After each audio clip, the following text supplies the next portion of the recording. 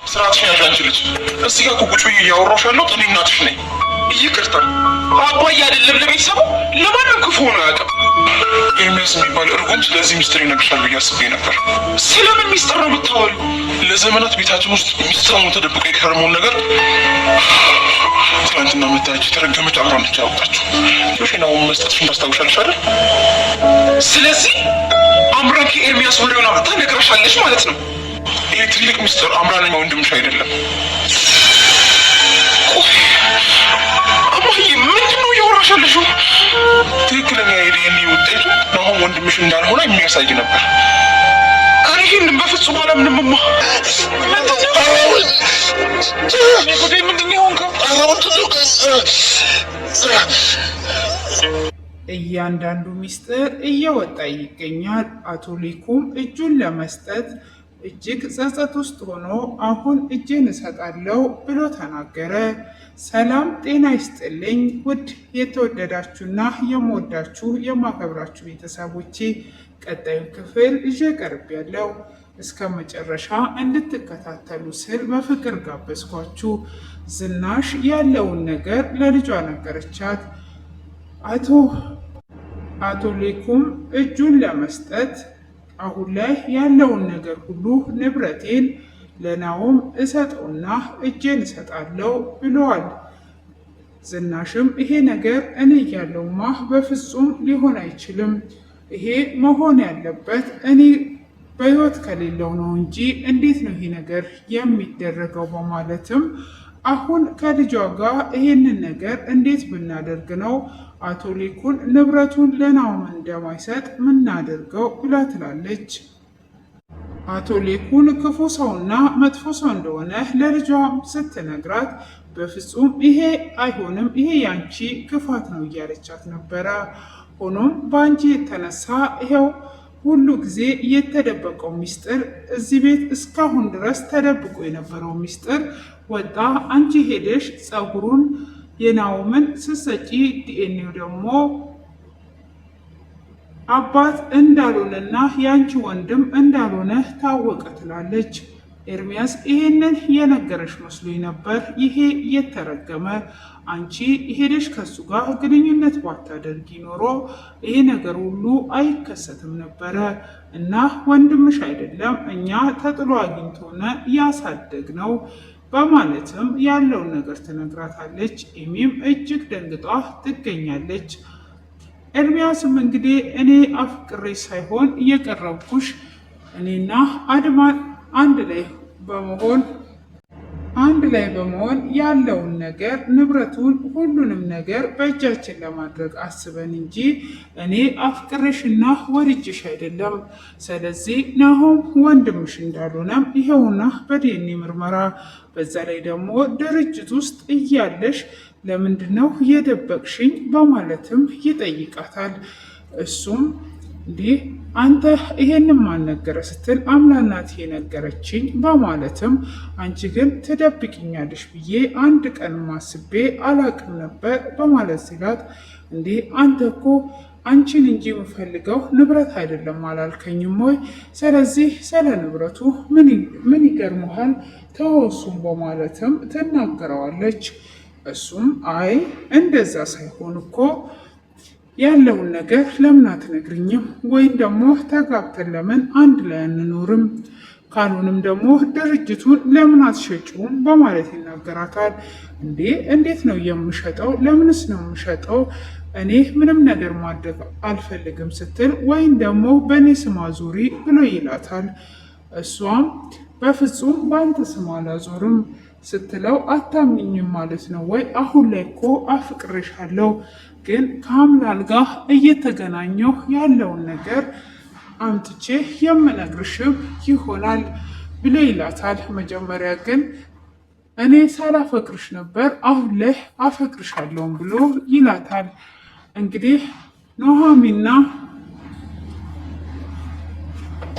ኑሃሚም በገጠር እንግዲህ ወደ ከተማም ለመምጣት እንዳያችሁት ደግሞ ጄሪካኑን እሸከማለሁ ብሎ ምንም አይነት እርምጃ ሳይሄድ ወድቆ ነበረ። ለካ የገጠር ሰው እንደዚህ ነው ወይ የሚኖረውም እያለ እንግዲህ ኑሃ ተሸክማው እየሄደች ትገኛለች።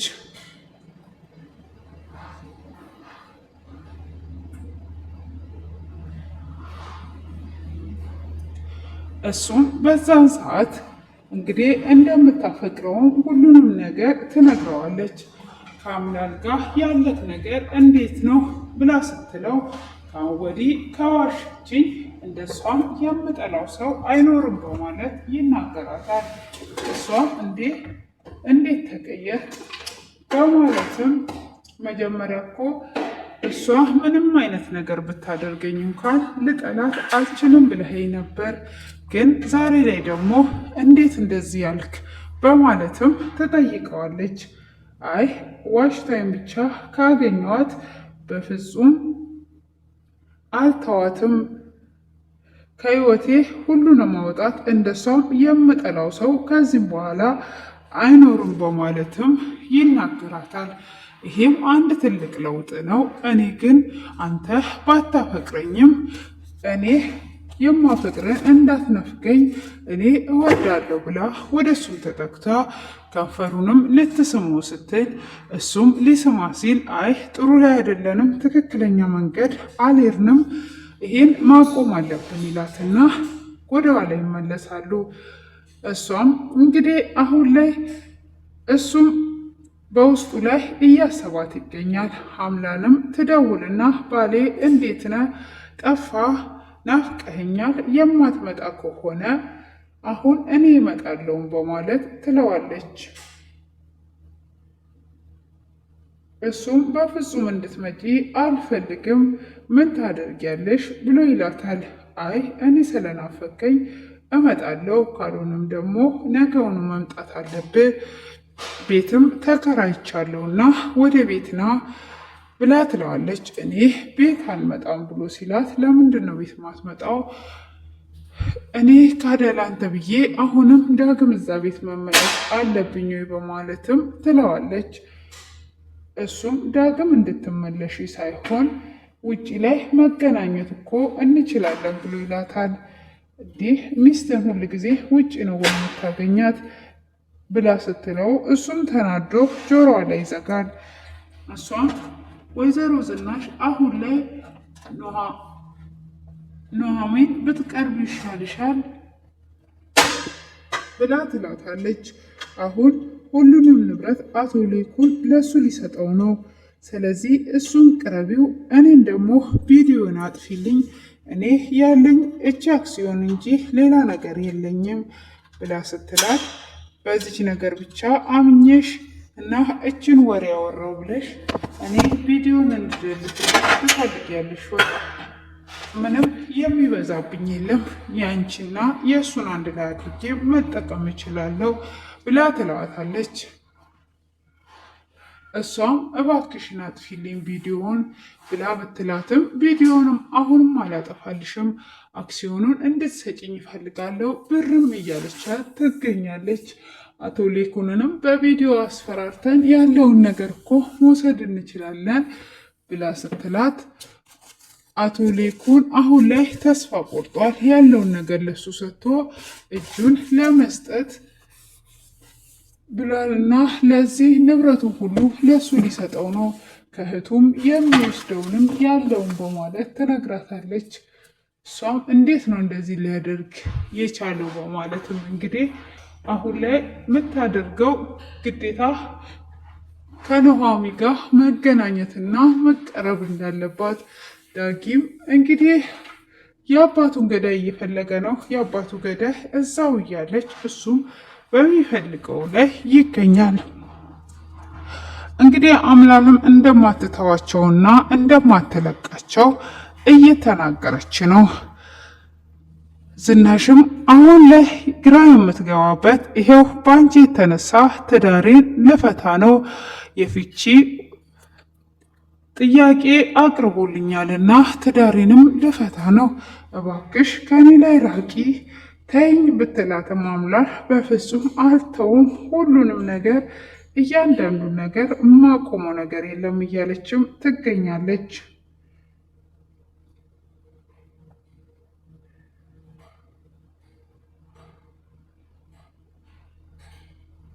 እንግዲህ ይህንን ደግሞ ዳጊ ሲሰማ ምን ይፈጠር ይሆን? አሁን ላይ ገጠርም መሄድ አለብን እያሉ ከገጠር ወደ አዲስ አበባ መሄድ አለብን ያለውን ነገርም ማወቅ አለብን ብለው እየመጡ ይገኛሉ።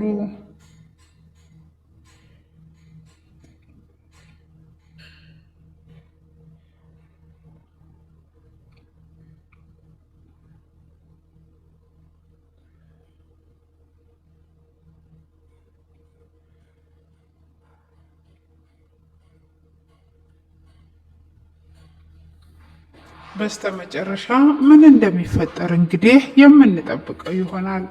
አሁን ላይ ሁሉንም ነገር ወንድሟም እንዳልሆነ ስላወቀች፣ በዛ ላይም ደግሞ ኤርሚ አፍቅሯት ሳይሆን ለጥቅም እንደቀረባትና ሁሉንም ነገር አስረድቷታል። እሷም ምንድን ነው የምሰማው ነገር በማለትም እየተደናበረች ትገኛለች። እንግዲህ የህብረተሰቡንም የገጠሩንም አኗኗር እየተረዳው ኑሃሚ እንዴት ነው መብራት ሳይኖር በተለይ ደግሞ ውሃ ሳይኖር ስትል ከብቶቹ የሚጠጡትን እንደሚጠጡና የአንድ ሰዓት ርቀት ውሃ ተሸክመው ወደ ቤታቸው እንደሚገቡም ይህንን ሁሉ ከግምት ውስጥ በማድረግ የመጨረሻው ድርጅት የውሃ ድርጅት ውሃ እንዲቆፈርላቸውም አክሲዮን እናደርጋለን። የቀጣዩ አክሲዮናችን ይሄ ቢሆን ጥሩ ነው የአቶ ካሌብ አክሲዮን እያለች እንግዲህ እያማከረችው ትገኛለች። ውድ የተከበራችሁ ቤተሰቦቼ እንግዲህ እዚህ ጋር ትምህርቱ እጅግ አስተማሪ የሆነ በሰዎች ዘንድም የተወደደ ነው። እንግዲህ እንደምታዩት በተለይ በገጠር ዙሪያ የሚኖሩት ወላጆቻችን እና ቤተሰቦቻችን በጣም በችግር ሁኔታ ውስጥ ያንን የመሰለ ውሃ እየጠጡ ግን እግዚአብሔር ጤናና ሰላም ሰጥቷቸው እየኖሩ ነው። ሆኖም ሳለ ግን ለእንደዚህ አይነት ነገር እጅግ አስፈላጊ የሚሆን ነገር ውሃዎች ቢገቡ ድጋፍ ቢደረግላቸውና ካሉበት ሰቀቀን ካሉበት ነገር ሁሉ እንዲወጡ ሁላችንም እንግዲህ የአብሮነታችንን ከእንደዚህ አይነት ያለበት ቦታ ላይ መሳተፍ ብንችል እጅግ መልካም ነው ብዬ ነው ማስበው። እንግዲህ አሁን ላይ ውሃ የሌለበትና መብራት የሌለበት ይበዛል። መብራቱ ያው ቢኖርም እንደ ድም ላይትም ስለሆነ በዋነኝነት ግን ውሃ የሌለበት እጅግ ያሳዝናል። እንግዲህ የገጠር ኑሮ የገጠር ልጆች የሆናችሁ ይህንን ድራማዎች ስትከታተሉት የሚሰማችሁ የራሳችሁ ስሜትም አለው። በዛ ላይም ደግሞ ቤተሰቦቻችሁ እንዴት እናንተ ዋጋ ከፍለው እንዳሳደጉ ራሱ ታስታውሳላችሁ። ምን ያህል ለኛ ዋጋ ከፍለው እዚህ ደረጃ አድርሰውናል። በጭንቅላታቸው ላይ እኛን ተሸክመው ውሃ ተሸክመው ብዙ ዋጋ ከፍለው ለኛ ነዶ ተሸክመው አንድ ከከተማ የሚሄድ ሰው አንድ ጀሪካን እንኳን አንስቶ ውሃውን አንስቶ አንድ እርምጃ ሲራመድ ነበር ወድቆ እግሩን የመታው። እንግዲህ የሚያሳየው ይሄ ትክክለኛ ነገር ነው የሚያሳየው ማለት ነው። ለምን ብዙ ጊዜ ከከተማ የሚሄዱ ሰዎች የእግር ጉዞ እንኳን ትንሽ እንኳን መጓዝ አይችሉም። በገጠር ላይ የሚኖሩ ደግሞ ቤተሰቦቻችን ወላጆቻችን በጣም ዋጋ ከፍለው ነዶ ተሸክመው የእግር ጉዞ 2 ሰዓት 3 ሰዓት ሄደው እርሻ አርሰው እንዴት ምን ያህል ዋጋ ከፍለውን ግን እኛ በስተመጨረሻ ለቤተሰቦቻችን ሳንታዘዝ ቤተሰቦቻችንን ሳንክሳቸው ለቤተሰቦቻችን ዋጋ ሳንከፍል ቤተሰቦቻችን እንዳያመልጡን መጸለይ ባለን አቅም ደግሞ አሁንም ለቤተሰቦቻችን መታዘዝ ለቤተሰቦቻችን ከራሳችን አስበልጠው ዋጋ መክፈል ይኖርብናል ማለት ነው። በጣም ነው የሚያሳዝነው። ቆም ብላችሁ ስታስቡት የተከፈለላችሁ ዋጋ ቀላል አይደለም። እናት አባት የሚከፍልላችሁ ግን እናት አባት ዋጋ ይኸው ሁሉ ዋጋ ከፍሎ አሳድጎ እኛ ለፍተን ጥረን የምናገኘውን ገንዘብ የምናገኘውን ገቢዎች ለቤተሰቦቻችን ሳይሆን ለተለያየ ምንም ነገር ዋጋ ላልከፈለ ወንድ ወይም ደግሞ ምንም ዋጋ ላልከፈለ ዘመድ መስጠት የለብንም። መስጠት የለብንም። ምንም ወርቅ ብታነጥፉላቸው ዘመዶቻችሁ ወርቅ አግኝታችሁ መሬት ላይ አንጥፋችሁ ወይም ድንጋዩን ራሱ ወደ እንጀራ ብትቀይሩላቸው የዛን ቀን ለአንድ ቀን ለሁለት ቀን ሊያመሰግኑ ይችላሉ። በሁለተኛው ቀን ሌላ ነው ከእናንተ የሚከጅሉት። የእናንተን ጥፋት የእናንተን ክፋት ነው እንጂ የሚፈልጉት ያለፈውን ህይወታችሁን ያደረጋችሁን አስታውሱም። ቤተሰብ ግን ብታደርጉለት ምርቃቱ ያደረጋችሁለትን እንጂ ክፋታችሁን አይደለም የሚያስበው። እናንተ መልካም ያደረጋችሁትን ብቻና ብቻ ነው የሚያስበው ማለት ነው። እና ለቤተሰቦቻችን መስዋዕት እንክፈል። በቃ ቤተሰቦቻችንን ባላሰቡ መንገድ እናስታውሳቸው፣ እናስደስታቸው። በቃ ብዙ ነገር ለቤተሰቦቻቸው ማድረግ እንችላለን። ቤተሰቦቻችን ደግሞ በትንሽ ነገር ይደሰታሉ እና ብዙ ጊዜ በወንዶች የምትበሉ በዘመዶች የምትበሉ አንዴ መበላት ይኖራል። ማንኛውም ሰው አንዴ ይበላል፣ ግን ሁለተኛ ሶስተኛ መደገም የለበትም። ያ ሰው ጥሎ ከሄደ ቸው መልካም ጉዞ መልካም መንገድ ብላችሁ ያንን ነገር መተውና ማለፍ አለባችሁ እንጂ ያ ሰው ምን ይለኛል ሁል ጊዜም ከሆነ በዛው እንትን ማለት ይመጣል፣ መዳከም ይመጣል። ስለዚህ ያለውን ነገር ደግሞ ብርቱና ጠንካራ ሆናችሁ ለመስራት ለማደግና ለመለወጥ እናንተ በመጀመሪያ ለቤተሰቦቻችሁ ሞቱላችሁ። ሁሉም አላፊ ቀሪ ነው። ሁሉም ይተዋችኋል። እናንተ በተለይ በምትቸገሩ በምትራቡበት ሰዓት እናንተ ያን ጊዜ ስትረዷቸው ስታግዟቸው የነበሩ ሰዎች ሁሉ ጀርባቸውን ይሰጧችሁና ማን ነው የሚደርስላችሁ? እናትና አባታችሁ በሕይወት ካሉ እህታችሁ፣ ወንድማችሁ ክፉም ቢሆን ማለት ነው የበደላችሁ እንኳን ቢኖር ክፉ ወንድም ክፉ እህት እንኳን ቢኖራችሁ በበደላችሁና በችግራችሁ ሰዓት በወደቃችሁበት ሰዓት ማረፊያችሁ ቤተሰቦቻቸው ናቸው። እና ይሄ ድራማ እኔ ዛሬ በጣም በቃ ሲጀመር ሳይሆን ውስጤን ይነካኛል ማለት ነው። ቤተሰቦቼ ያሉበት ያሳደጉኝ ሁሉ ትዝ ይለኛል፣ ምን ያህል ዋጋ እንደከፈሉ። እኔ የገጠመኛል በገጠር ስኖር ማለት ነው። አንዲት እናት መንታ ልጆች ወልዳ አንዱን ጭንቅላቷ ላይ አድርጓ አንዱን ደግሞ በፊት ለፊት ተሸክማ በመቀጠል ወገቧ ላይ ደግሞ እህል ተሸክማ ወደ ወፍጮ ቤት እየሄደች ነበረና ልጅ ነበርኩኝ የዛን ጊዜ ማለት ነው። በጣም ነበር እየከፋኝ ማለት ነው። ያንን ሳስታውሰው ሁል ጊዜ የሚከፋኛል ማለት እናት ምን ያህል ዋጋ እንደምትከፍል አባት ምን ያህል ዋጋ እንደሚከፍል። በተለይ እናት ብዙ ዋጋ ትከፍላለች። አባትም አይከፍልም ማለት አይደለም። ወይም እሱ እርሻ ሄዶ ሊሆን ይችላል፣ ወይም ሌላ ቦታ ሄዶ ሊሆን ይችላል፣ አልያዘላትም። ወይም ደግሞ ክፉ አባትም ሆኖ ሊሆን ይችላል። ክፉም ቢሆን ግን መጨረሻ ላይ ማዘኑ አይቀርም እና ያችን እናት ሳያት በጣም ነበር እያሳዘነችኝ እና አንዷን ህፃን ተሸክሜባት ወፍጮ ቤት አድርሻት ነው የመጣሁት ማለት ነው።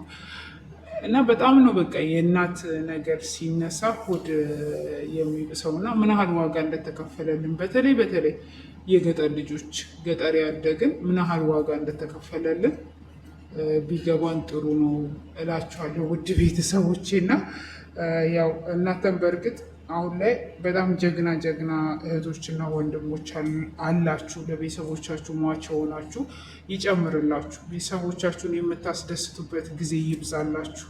ሳታስቡ ለእናንተም ስራ በሮች የምታደርጉት ሁሉ